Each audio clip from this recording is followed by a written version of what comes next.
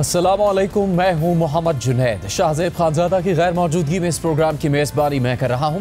पाकिस्तान तहरीक इंसाफ की जानिब से एहतजाजी तहरीक के मकाम और तारीख का अभी तक ऐलान नहीं किया गया, लेकिन इस एहतजाजी तहरीक में इमरान खान के बेटों की शमूलियत के हवाले से हुकूमत और PTI आमने सामने आ चुके हैं। अब इस हवाले से इमरान खान की साबिका अहलिया और उनके दोनों बेटों कासिम और सुलेमान की वालदा जमायमा गोल्डस्मिथ का रद्दअमल भी सामने आ गया है। 2 दिन पहले इमरान खान की बहन अलीमा खान ने ऐलान किया था कि इमरान खान के दोनों बेटे भी PTI की इस एहतजाजी तहरीक का हिस्सा होंगे, जिस पर हुकूमत की जानिब से सख्त रद्दअमल सामने आया था। और वज़ीर आज़म के सियासी मुशीर राना सनाउल्लाह ने इमरान खान के बेटों की तहरीक में शमूलियत पर उन्हें गिरफ्तार करने की बात की थी। जबकि इस हवाले से आज इमरान खान की साबिका अहलिया जमायमा गोल्डस्मिथ ने सोशल मीडिया प्लेटफॉर्म X पर अपना रद्दअमल दिया है।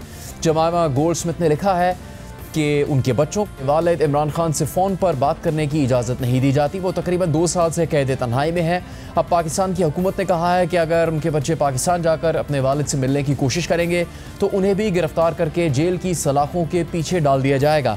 ऐसा जमहूरियत फंक्शनिंग स्टेट में नहीं होता। ये सियासत नहीं है, एक ज़ाती इंतकाम है। गुज़श्ता रोज़ वफाकी वज़ीर बराए कानून और इंसाफ बैरिस्टर अकील मलिक ने जियो न्यूज़ के प्रोग्राम कैपिटल टॉक में गुफ्तगू करते हुए कहा कि बानी PTI के साहबजादे कासिम और सुलेमान बरतानवी शहरी हैं।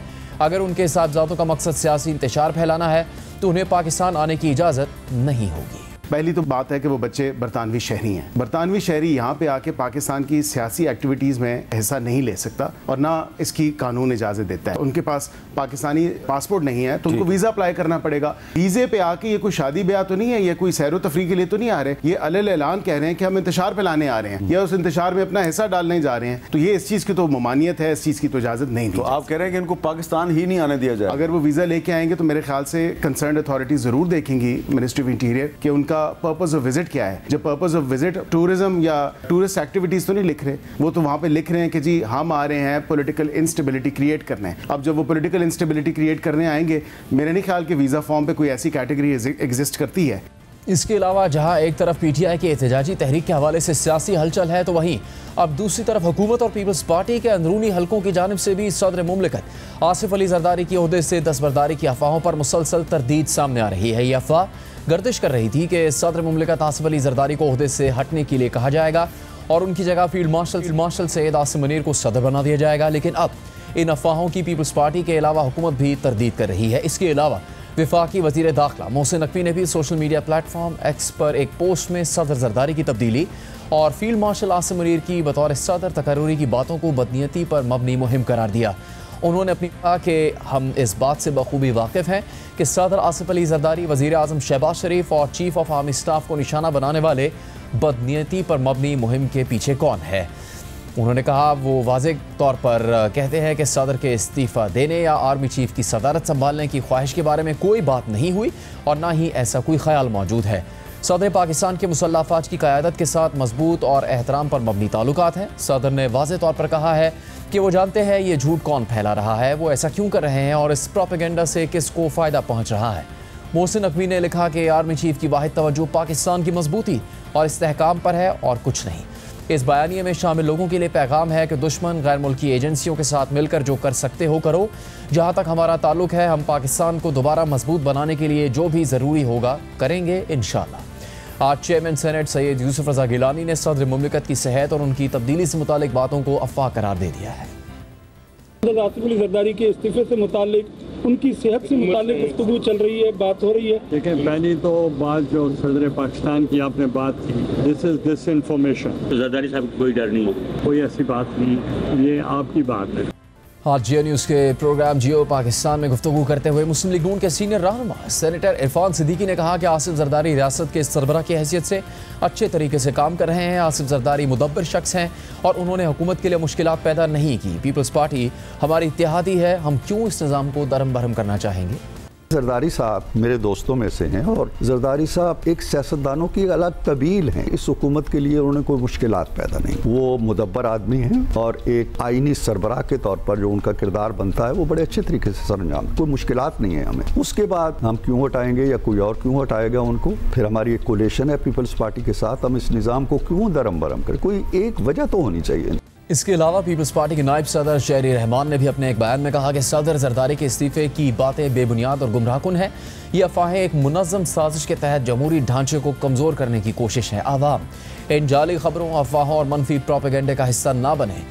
इसी हवाले से हम और दीगर मामलात के हवाले से बात करेंगे। वज़ीर मुमलिकत बराए दाखिला तलाल चौधरी हमारे साथ मौजूद हैं। तलाल साहब, हुकूमत इस वक्त काफ़ी मुस्तहकम पोजीशन में है और बैनुल अक़वामी वाक़यात की वजह से भी इस्तेहकाम मिला, एतमाद हासिल हुआ। फिर हालिया अदालती फ़ैसलों के नतीजे में सियासी तौर पर भी मजबूती हासिल हुई है हुकूमत को। अब तहरीक इंसाफ की जानिब से अगर एहतजाज की सिर्फ बात ही की गई है तो उस पर हुकूमत का रद्द-ए-अमल आया जिसमें ये कह दिया गया कि गिरफ्तारियां की जाएंगी और इमरान खान साहब के बेटे अगर पाकिस्तान आते हैं तो उन्हें भी गिरफ्तार किया जा सकता है। साथ ही ये शिकायत इमरान खान साहब की साबिक अहलिया ने भी की कि उनके बेटों को उनके वालिद से बात करने की इजाज़त नहीं दी जाती। हकीकत में ऐसा ही है कि उनको बात करने की इजाज़त नहीं है? बिस्मिल्लाहिर्रहमानिर्रहीम।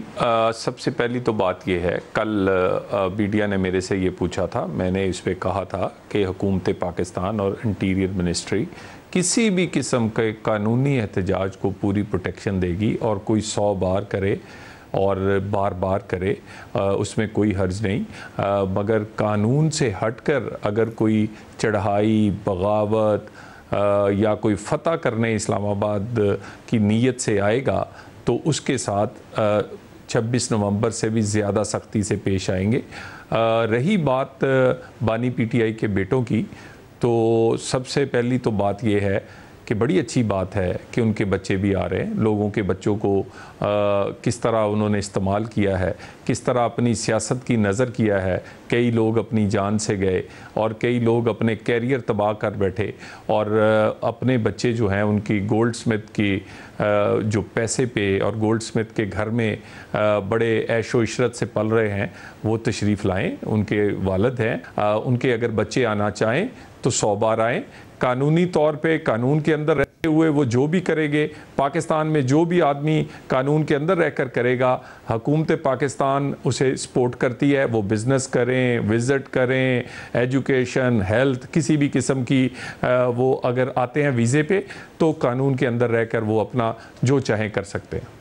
तलाल चौधरी साहब, अब आपकी जमात के रहनुमा जब जेल में कैद रहे तो मुस्लिम लीग नून आज तक उन वाक़यात को दोहराती है कि किस तरह मुस्लिम लीग नून के रहनुमाओं को ख़ानदान के अफराद से बात करने की इजाज़त नहीं थी। तो आप अगर ख़ुद इस चीज़ के मुतासिर रहे हैं, आपकी जमात के रहनुमा, तो फिर आप किसी दूसरे सियासी रहनुमा पर उनके ख़ानदान से या उनके ख़ानदान के दीगर अफराद से जो पाकिस्तान में नहीं है बातचीत करने पर पाबंदी कैसे लगा सकते हैं? यही मैंने आपसे पूछा भी, क्या उनके बेटों को इजाज़त नहीं है फ़ोन पर बात करने की अपने वालिद से? देखिए, फ़ोन पे बात करने के लिए एक जेल मैनुअल में पूरा तरीक़ाकार दिया है और अदालती हुक्म पर भी कई दफ़ा उनके बच्चों से बानी पीटीआई की बात होती है और इसमें बहुत सारी रिस्ट्रिक्शंस भी हैं जेल मैनुअल में कि किस तरह और किस तरीके से वो बात कर सकते हैं।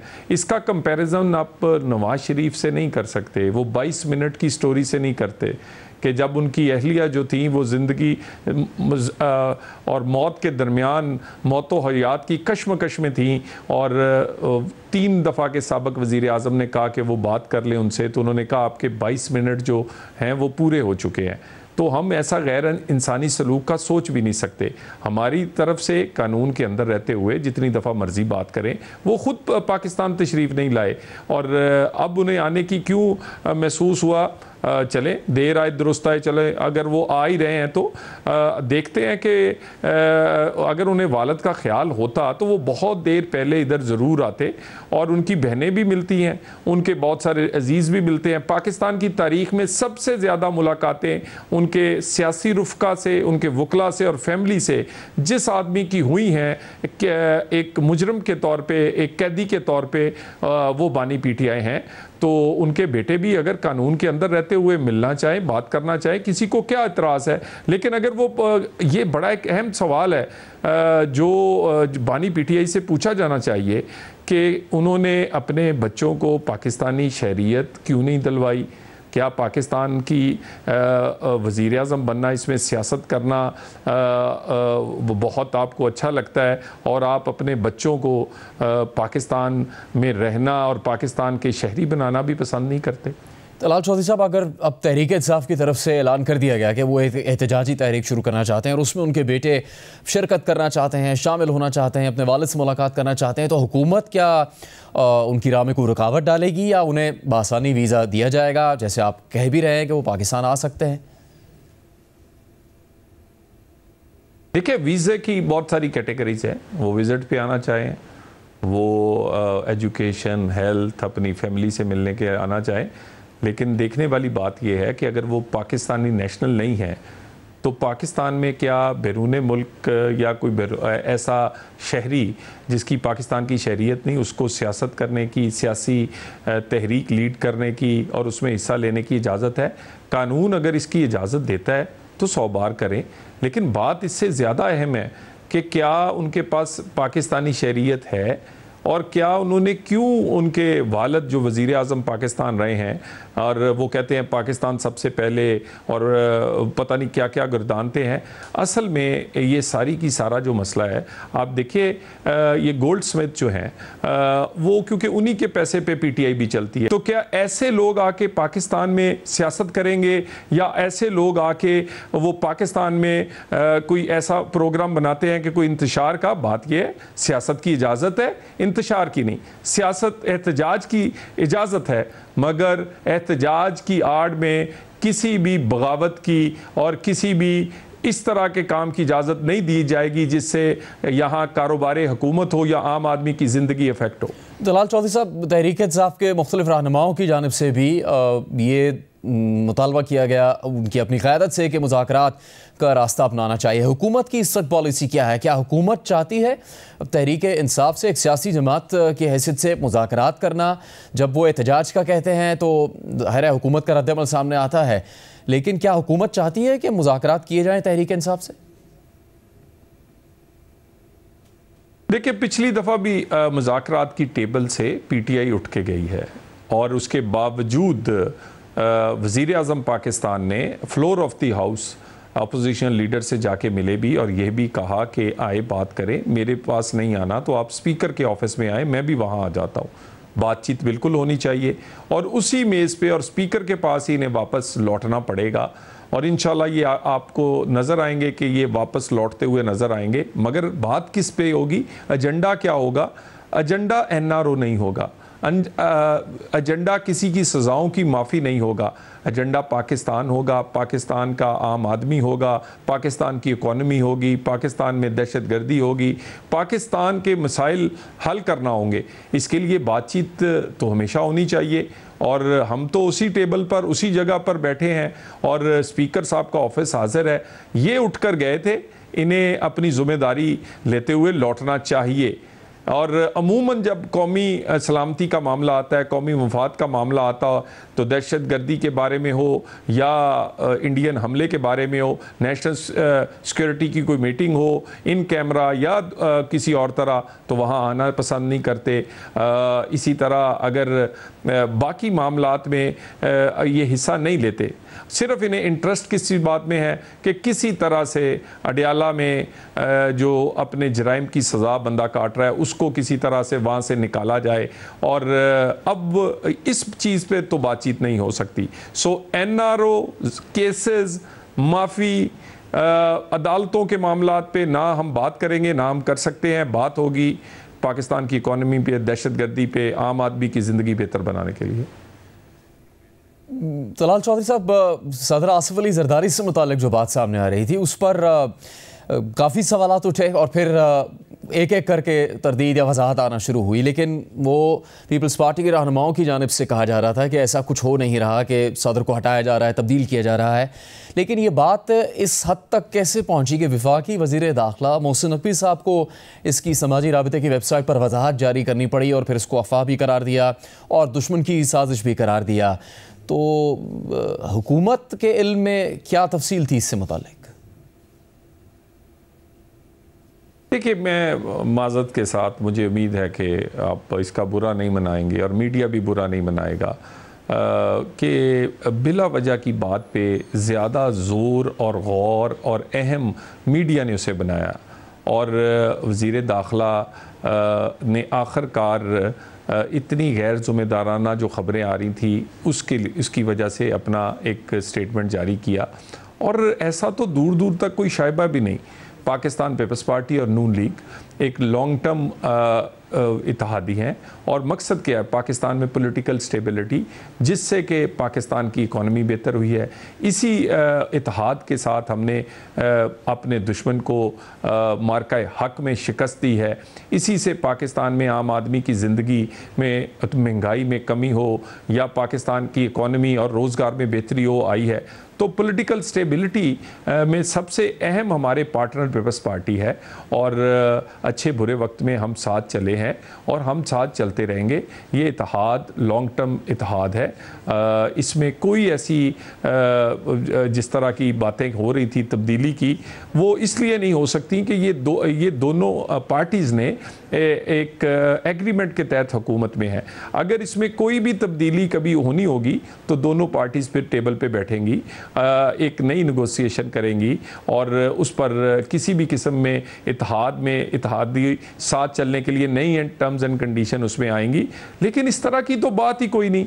और मुझे नहीं समझ आया, इस तरह तो एक वज़ीर को आप किसी सूबाई वज़ीर को नहीं हटा सकते। आप सदर पाकिस्तान के बारे में इतनी बड़ी बड़ी अफवाहें और ऐसे ऐसे लोग बात करते रहे कि जिन पे हैरानगी हुई कि तस्दीक किए बगैर और कोई बात नहीं, कहीं कोई ऐसी सोच भी नहीं है और उस पर बात होती रही, जिसकी वजह से वज़ीर दाखिला को स्टेटमेंट देना पड़ी। आप पीपल्स पार्टी के साथ ताउन की भी बात कर रहे हैं और नायब वज़ीर आज़म इसहाक़ डार ने पिछले दिनों बड़ा तफसीली बयान जारी किया कि पीपल्स पार्टी इत्तेहादी है और रहेगी और उनके बग़ैर ये सब मामलात सुलझ भी नहीं सकते थे। तो एक तरफ तो इस तरह के बयानात हैं जिसमें कोई शिकवा शिकायत नज़र नहीं आता, लेकिन अगर सब कुछ बहुत अच्छे तरीके से चल रहा है मुस्लिम लीग नून और पीपल्स पार्टी के दरमियान, तो फिर कौमी असम्बली की दाखिला कमेटी जो है उसमें आपकी और नबील कबूल साहब की तलकला क्यों हुई? देखिए, गुजारिश ये है कि क्योंकि मैं वज़ीर ममलिकत बराए दाखिला हूँ और मेरी ये ड्यूटी है कि मैं वज़ारत दाखिला के वो तमाम अफसरान और जो डिपार्टमेंट्स हैं उन्हें डिफेंड भी करूं और अपनी कारकर्दगी को हम जवाबदेह हैं, जो स्टैंडिंग कमेटीज़ हैं उनके सामने वो जवाबदेह भी हूं। उस जवाबदेही में मैंने अपना फ़र्ज़ अदा किया और अपने इंटीरियर मिनिस्ट्री और वहाँ पर जो अफसरान थे उनके डिफेंड करने के लिए जो मेरा रोल है वो मैंने किया है। और सियासी तौर पर कोई ऐसी तलखी या कोई ऐसी बात नहीं हुई। एक हमारा अपना पॉइंट ऑफ व्यू था एक चीज़ पे, उनका अपना पॉइंट ऑफ व्यू था, लेकिन इस बात को इत्तेहाद से कहाँ जोड़ दिया है, इस बात को कई इख्तलाफ से क्या जोड़ दिया है। बहुत सारे ऐसे कवानीन हैं, बहुत सारी ऐसी चीज़ें हैं जिसमें हमारी अपनी पार्टियों के अंदर दो दो मौक़िफ़ होते हैं या उससे ज़ायद होते हैं। तो ये तो मल्टी कवानीन पर बहस नहीं हुई है। वो रिपोर्ट ये किया गया है कि नबील कबूल साहब ने आपको कहा कि मुस्लिम लीग नून खैरात में अक्सरियत मिलने की वजह से मगरूर हो गई है। देखिए, उन्होंने क्या कहा और उसके बाद मेरी बात रिपोर्ट नहीं हुई। मैंने कहा जो कि क्योंकि वो उठ के चले गए कि पीपल्स पार्टी हमारे दुख सुख की साथी है, हमारे दिल के करीब है और ये हमने इकट्ठे चलना है और हम इकट्ठे चल रहे हैं।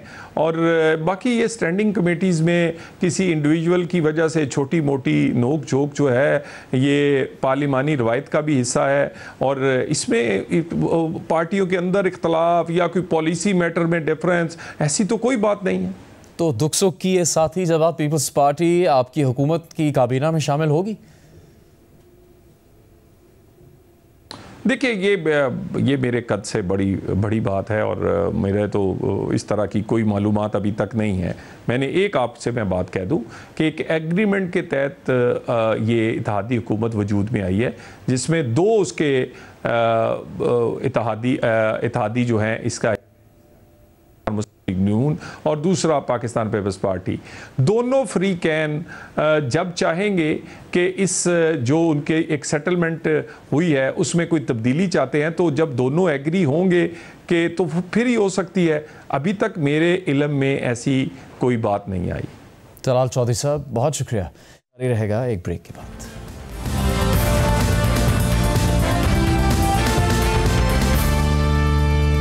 गाजा में जंग बंदी होगी या नहीं, हालिया दिनों में तवक्कुआत के बावजूद ताहाल कोई ऐलान सामने नहीं आ सका, मगर मुज़ाकरात में आगे बढ़ने से मुतालिक अहम पेशरफ्त की खबरें सामने आ रही हैं। हमास ने भी कह दिया कि वो 10 इसराइली कमालियों को रिहा करने पर राजी है, जबकि अमेरिकी सदर ट्रंप ने एक बार फिर दावा कर दिया है कि जंग बंदी का बहुत अच्छा मौका है और इस हफ्ते या अगले हफ्ते तक किसी न किसी किस्म का मुआहदा या समझौता हो सकता है। How realistic do you think a ceasefire is this week? Well, we're talking about Gaza for the most part. I think we have a chance this week or next week. Not definitely. There's nothing definite about war and Gaza and all of the other places that we all deal with so much. But there's a very good chance that we'll have a settlement, an agreement of some kind this week and maybe next week if not. Axios says a secret White House meeting between Steve Witkoff, Ron Dermer, and a Qatari envoy on Tuesday led to significant progress in the negotiations over the Gaza hostage and ceasefire deal. What can you tell us about this secret meeting? It's very possible. I will tell you we're getting very close to a deal. I don't know if it's secret or not secret, but it doesn't matter to me. Secret's fine if it gets us to where we want to be. We want to have a ceasefire. We want to have peace. We want to get the hostages back. And I think we're close to doing it. Trump के मुताबिक इस हफ्ते अगले हफ्ते तक Gaza में जंग बंदी पर कोई मुआहदा हो सकता है, मगर इसके बावजूद गाजा में इसराइली हमले पूरी शिद्दत के साथ जारी हैं और इसराइली अफवाज ने गाजा पर फ़ज़ाई और ज़मीनी हमले तेज़ कर दिए हैं, जिनके नतीजे में सुबह से अब तक महसूर इलाके में कम से कम 55 फ़लस्तीनी शहीद हो चुके हैं। जबकि आज इसराइली फ़ौज ने एक फ़ज़ाई हमले में देर उल बला में कायम एक तिब्बी मरकज़ के करीब फ़लस्तीनियों को निशाना बनाया, जिसके नतीजे में कम से कम 15 अफराद शहीद हो गए, जिनमें 10 बच्चे और 3 ख़वातीन शामिल हैं। इस हमले के मकाम से इंतहाई दिलखराश मनाजिर सामने आए हैं। इसके अलावा इसराइली फोर्सेज गाजा में इमदाद की तकसीम के मराकज़ समेत अस्पतालों में भी मुसलसल कार्रवाइयाँ कर रही हैं।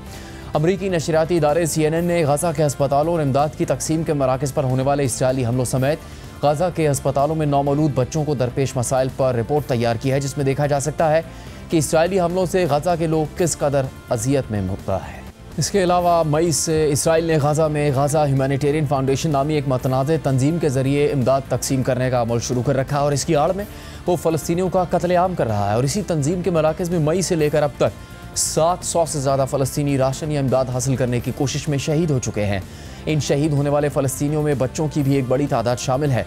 अल जज़ीरा ने अपनी रिपोर्ट में ऐसे कई बच्चों की तफसीलात बताई हैं। इन हालात में अमरीका ने मकबूजा फ़लस्तीनी इलाकों के लिए अक़वाम मुत्तहिदा की ख़ुसूसी राबताकार फ्रांचेस्का एल्बनीज़ पर माली पाबंदियाँ आयद कर दी हैं। इस हवाले से अमरीकी वज़ीर ख़ारजा मार्को रूबियो ने एक्स पर पोस्ट करते हुए लिखा कि मैं अक़वाम मुत्तहिदा की इंसानी हकूक़ काउंसिल की ख़ुसूसी नुमाइंदा फ्रांचेस्का एल्बनीज़ पर पाबंदियाँ आयद कर रहा हूँ, क्योंकि उन्होंने बैनुल-अक़वामी फ़ौजदारी अदालत में अमरीकी और इसराइली हुकाम, कंपनी और उनके सरबराहान के ख़िलाफ़ कार्रवाई के लिए कोशिशें की हैं और उनकी जानिब से अमरीका और इसराइल के ख़िलाफ़ सियासी और मुआशी जंग की मुहिम अब मज़ीद बर्दाश्त नहीं की जाएगी। वाज़ेह है कि फ्रांचेस्का एल्बनीज़ फ़लस्तीन से मुताल्लिक़ अक़वाम मुत्तहिदा के ख़ुसूसी नुमाइंदा होने के साथ साथ गाज़ा में इसराइल के जंगी जराइम पर आलमी इन्वेस्टिगेटर्स में भी शामिल हैं और उन्होंने हाल ही में अमरीका और इसराइल पर सख्त तनक़ीद भी की है। उन्होंने कहा था कि अमरीका धमकी देने के लिए माफिया तर्ज की तकनीक इस्तेमाल कर रहा है और गाज़ा में फ़लस्तीनियों की नस्ल कुशी में बाज़ अमरीकी और इसराइली कंपनियाँ बराह रास्त मुलव्वस हैं। Do you understand the performance of stupidity that we have all been part of for decades? And now it's the time to stop. If 60,000 people killed do not push us to taking seriously international obligations, then we're really beyond the pale. There is no possibility to stepping out of this situation other than for member states to do what the International Court of Justice demands through its ruling and through its provisional measures. Imposing an arms embargo immediately is not about asking for a ceasefire. This is not a war. This is a genocidal campaign, and it's clear. And now it's either carried out under the pretense of humanitarian food distribution. This is a death trap. And we should learn really to be honest, including yourself. I mean, I've been really generous to the media because the first corporate entity to be investigated in this mandate was yours. And it will come. But again, now it's time for an arms embargo, and it's time for businesses to cut ties with Israel. The very fact of engaging in something that concerns and translates into economic gain and profits, it's problematic, lest the companies and their executives are ready to face responsibility and even criminal liability.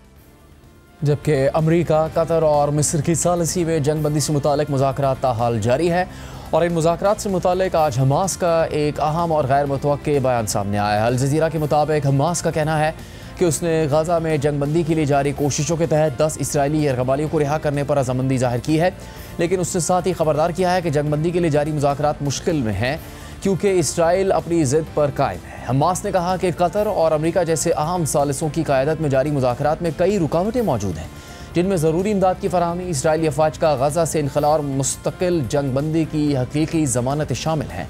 Hamas के ओहदेदार ने कहा है कि Hamas ने जंगबंदी की ताज़ा तरीन तजवीज़ से इत्तफाक किया है और उसने अपने लोगों की हिफाजत, नस्ल कुशी को रोकने और इमदाद के बावकार और आज़ादाना दाखिले यकीनी बनाने के लिए ज़रूरी लचक दिखाई है।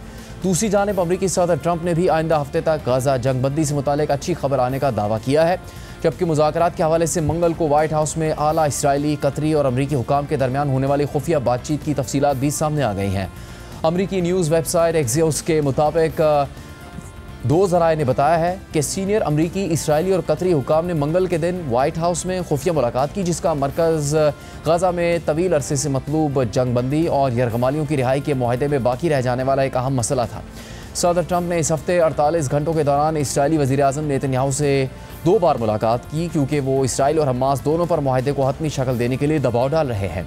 व्हाइट हाउस के खसूसी नुमाइंदे स्टीव विटकॉफ ने मंगल को कहा कि 4 में से 3 मसाइल हालिया दिनों में हल हो चुके हैं, जबकि ज़राए का कहना है कि जो एक बड़ा मसला अभी बाकी है वो ये है कि 60 दिन की जंगबंदी के दौरान इसराइली फ़ौज किन लाइन्स तक पीछे हटेगी। ज़राए के मुताबिक मंगल को होने वाली इस खुफिया मुलाकात में इसी नुक्ते पर सख्त बहस हुई, जिससे इस मामले पर कुछ वाज़ेह पेशरफ्त हुई। मंगल की शाम ट्रंप और नेतन्याहू की मुलाकात से कुछ देर पहले स्टीव विटकॉफ ने एक सीनियर कतरी ओहदेदार और नेतन्याहू के आला मुशीर रॉन डर्मर से मुलाकात की। 2 बाखबर ज़राए का कहना है कि इस मुलाकात का महवर जंगबंदी मुआहदे के तहत इसराइली फ़ौज की अस्तर-ए-नौ तैनाती थी। रिपोर्ट के मुताबिक दोनों ज़राए का कहना है कि स्टीव विटकॉफ और कतरी ओहदेदार ने रॉन डर्मर पर वाज़ेह कर दिया कि इसराइल की जानिब से फ़ौज पीछे हटाने के लिए पेश किया गया नक्शा काबिल कबूल नहीं, जो पिछली जंगबंदी के मुकाबले में कहीं कम इलाके से फ़ौजी पीछे हटाने का मंसूबा है। कतरी ओहदेदार ने कहा कि हमास इस तजवीज़ को मुस्तरद कर देगी और बातचीत इसी मसले पर नाकाम हो सकती है।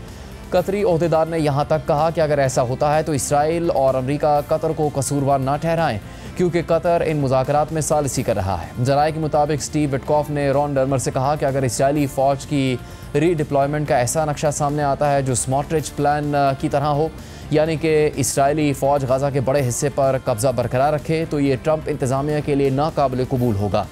वाज़ेह रहे कि हवाला इंतहाई दाएँ बाजू से ताल्लुक़ रखने वाले इसराइली वज़ीर ख़जाना बेज़ल स्मॉट्रिच से मुतालिक है, जो नेतन्याहू पर जोर दे रहे हैं कि इसराइली फ़ौज गाज़ा के बड़े इलाकों में मौजूद रहे। दूसरी जानिब ज़राए के मुताबिक रॉन डर्मर ने मौक़िफ़ अपनाया कि नेतन्याहू पर अपनी इत्तेहादी हुकूमत के अंदर बहुत दबाव है कि वो कोई बड़ी रियायत ना दें। उन्होंने जोर दिया कि नेतन्याहू अकेले कोई फ़ैसला नहीं कर सकते, उन्हें काबीना की मंजूरी लेना ज़रूरी है। ताहम ज़राए ने बताया कि इस मुलाकात के नतीजे में इसराइल ने बाद में एक नया नक्शा पेश किया, जिसमें गाज़ा से इसराइली फ़ौज की ज़्यादा वसी पैमाने पर वापसी शामिल है।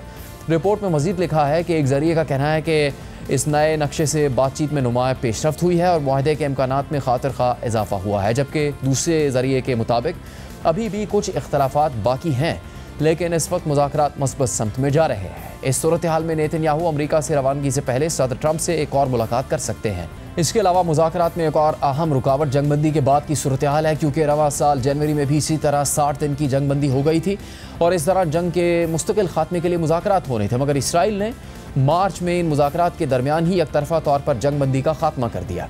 अब हमास, अमरीका समेत दीगर सालिसों से जंगबंदी ख़त्म होने के बाद इसराइली हमले ना होने की ज़मानत मांग रही है और इस हवाले से टाइम्स ऑफ इसराइल के मुताबिक एक अरब सिफारतकार और एक बाखबर ज़रिए ने बताया है कि ट्रंप इंतज़ामिया ने सालिसी करने वाले ममालिक को यकीन दिलाया है कि वो 60 दिन की मुजवज़ा जंगबंदी के बाद इसराइल को गज़ा में दोबारा लड़ाई शुरू करने की इजाज़त देने का इरादा नहीं रखती, चाहे इस बात को मुआहदे के मतन में वाज़ेह तौर पर शामिल ना भी किया जाए।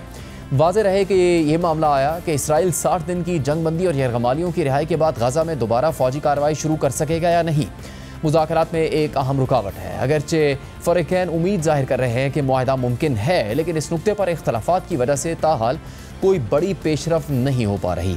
रिपोर्ट में मजीद लिखा है कि अरब सफारतकार के मुताबिक जंगबंदी के दौरान गजा से इसराइली फ़ौज के इनखला का नया नक्शा जमा करवाने से फ़रीक़ैन मुआहदे के कुछ करीब आ गए हैं, लेकिन ऐसे में इसराइली फ़ौज ने ऐलान कर दिया है कि वो शुमाली गजा में अपनी कार्रवाई को वुसअत दे रही है, जबकि हमास के करीबी ज़राए का कहना है कि मुज़ाकरात में कोई पेशरफ नहीं हो सकी और उन्होंने इसकी जिम्मेदारी इसराइल पर डाली है।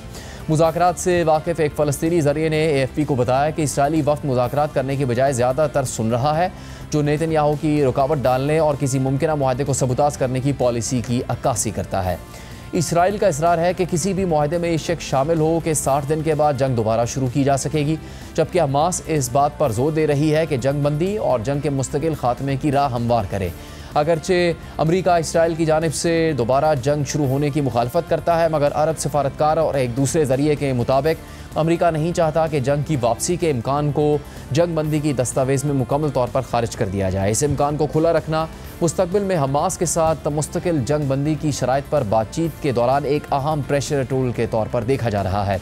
जबकि मुज़ाकरात से वाकिफ़ एक और ज़रिए के मुताबिक अगर जंग बंदी के मुजवज़ा मुआहदे के मतन में वाज़े तौर पर मुस्तकिल जंग बंदी की ज़मानत शामिल कर दी जाए तो इससे नेतन्याहू की हुकूमत गिर सकती है।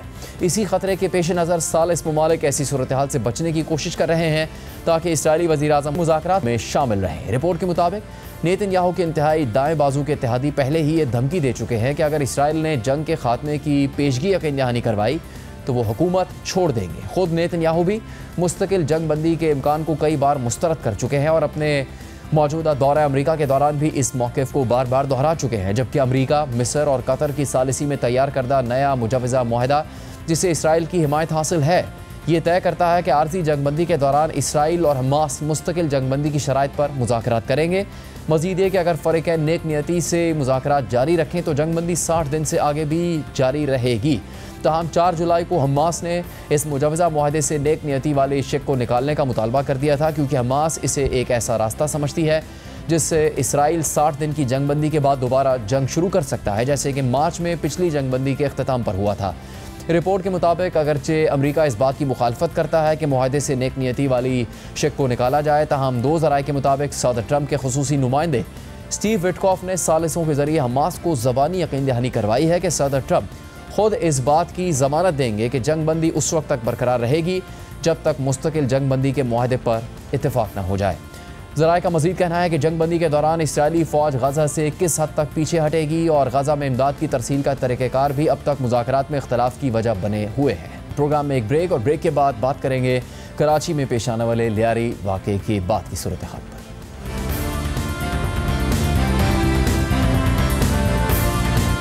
ब्रेक के बाद प्रोग्राम में बात कराची की। कराची में लियारी के इलाके में बिल्डिंग गिरने के वाक़े को 6 दिन हो चुके हैं और अब हुकूमत ने मुकदमा दर्ज करके गिरफ्तारियां शुरू कर दी हैं। लियारी में बिल्डिंग गिरने के वाक़े का मुकदमा गुज़श्ता रोज़ दर्ज किया गया था और गैर मामूली तौर पर मुकदमे में बिल्डिंग मालिकान के साथ साथ सिंध बिल्डिंग कंट्रोल अथॉरिटी के सीनियर अफसरान को भी नामजद किया गया था। जियो न्यूज़ के नुमाइंदे ज़ीशान शाह के मुताबिक सादा लिबास एहलकारों ने आज SBCA के दफ्तर पर छापा मारकर 6 अफसरान को हिरासत में ले लिया है।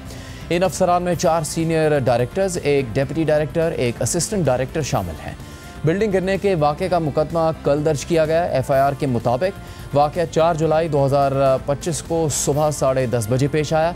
फ़िदा हुसैन शेखा रोड पर वाक़े प्लॉट, जिसका टोटल रकबा रिकॉर्ड के मुताबिक 527 मुरबा गज़ है, इसके मालिक ने 1986 में 2 हिस्सों पर मुश्तमिल ग्राउंड प्लस 5 की बिल्डिंग्स तामीर की थी। अरसे से ये दोनों हिस्से काफ़ी खस्ता हालत में थे और इंसानी रिहाइश के काबिल नहीं थे। FIR के मुताबिक इनमें से एक हिस्सा, जिसमें टोटल 20 फ्लैट थे, ये इमारत खस्ता हाली, मालिकान और SBCA के अफसरान की मुजमाना गफलत की वजह से गिरकर मुकम्मल तौर पर ज़मीन बोस हो गई, जिसके नतीजे में 27 अफराद की अमवात हुई, जिनमें मर्द, औरतें और बच्चे मलबे तले दबकर अपनी जान से गए। 4 अफराद ज़ख्मी हुए। FIR के मुताबिक साल 2022 में इस बिल्डिंग की खस्ता हाली के मुतालिक सिंध बिल्डिंग कंट्रोल अथॉरिटी के अफसरान और मालिकान को मालूमात थी। साल 2022 से 2025 तक तैनात 6 directors, 2 deputy directors, 1 assistant director, 2 building inspectors और 2 रिटायर्ड क्लर्क्स, ये तमाम अफसरान बिल्डिंग की खस्ता हाली से मुकम्मल तौर पर आगाह थे, लेकिन अपनी सरकारी ड्यूटी और इख्तियारात की बजावरी में मुकम्मल तौर पर गफलत और लापरवाही बरती कोई भी संजीदा इकदाम करने में नाकाम रहे और बिल्डिंग से मुतालिक अपने दफ्तरी रिकॉर्ड में जानबूझकर बिल्डिंग की खस्ता हाली का जिक्र नहीं किया, जिसकी वजह से 27 अफराद की मौत वाक़ हुई। मौजूदा मालिकान ने यह जानते हुए कि बिल्डिंग इंसानी रिहाइश के काबिल नहीं, जानते बूझते हुए अक़लियती कम्यूनिटी को किराए पर फ्लैट दिए हुए थे। अहम बात यह है कि ये FIR महकमा बल्दियात सिंध के सेक्शन अफसर की मुद्दईयत में दर्ज की गई है। इसके अलावा आज वज़ीर इत्तलात सिंध शर्जील इनाम मेमन ने बयान में कहा कि हुकूमत ने लियारी में 9 गैर महफूज इमारतों को खाली करवा लिया है और एक को गिराने का काम जारी है। उन्होंने ये भी कहा कि इस मामले में मुतासरा ख़ानदानों को 3 माह का किराया दिया जाएगा। शर्जील मेमन का मजीद कहना था कि नए DG SBCA ने अफसरान को 15 दिन में असासे जमा करवाने का हुक्म दिया है। गैर कानूनी इमारतों की तामीर और तहफ़्फ़ुज़ में मुलव्वस अफसरान के खिलाफ सख्त कार्रवाई करने की भी यकीन दहानी करवाई है। सिंध हुकूमत मखदूश करार दी गई इमारतों के खिलाफ कार्रवाई कर रही है, मगर इन इमारतों में रहने वाले अफराद का यह कहना है कि हुकूमत ने इंतज़ाम किए बगैर ही बिल्डिंग खाली करने का हुक्म दे दिया। इस हवाले से जियो न्यूज़ के नुमाइंदे दानियाल सैयद ने लियारी के इलाके से ही एक रिपोर्ट तैयार की है। जी बिल्कुल, इस वक्त मौजूद हैं कराची के इलाके लियारी दरियाबाद गली नंबर 6 है, जहां पर सिंध बिल्डिंग कंट्रोल अथॉरिटी की जानिब से इमारतों को मखदूश करार दिया गया, उन पर नोटिस आवेज़ा किए गए हैं और साथ ही साथ उन्हें खाली कराने के अहकाम भी दिए हैं। लोग जो है मुतासिर, उनका कहना है कि सामान लेकर वो किस जगह पर जाएँ, उनको कोई मुतबादिल फराहम नहीं किए गए। कुछ लोग यहाँ पर मुतासिर अफराद मौजूद हैं। सामान बोले निकालें, सामान कैसे निकालें? हमने जो पकड़ी के पैसे दिए हुए हैं, जो कौन देंगे? आप हमारा बंदोबस्त कर रहे हैं, हम आप भी खाली कर देंगे। रात के 3 बजे में हम यहाँ पर बैठे रहे, कोई भी नहीं आया। सिंध गवर्नमेंट हमें पूछता ही नहीं है, ना सिंध गवर्नमेंट हमें यहाँ पर देखने के लिए आया, उल्टा सील करने के लिए मुझे यहाँ पर गरबान से खींच के यहाँ पर खड़ा कर दिया। एक ये नोटिस आया आगे बिल्डिंग पे, वो गिर रही है।